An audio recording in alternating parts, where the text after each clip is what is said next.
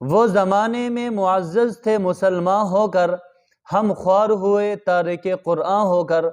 صاحب قرآن اور بے ذوق طلب، العجب ثم العجب ثم العجب۔ اسی وجہ سے نبی اکرم صلی اللہ علیہ وسلم کا فرمان ہے،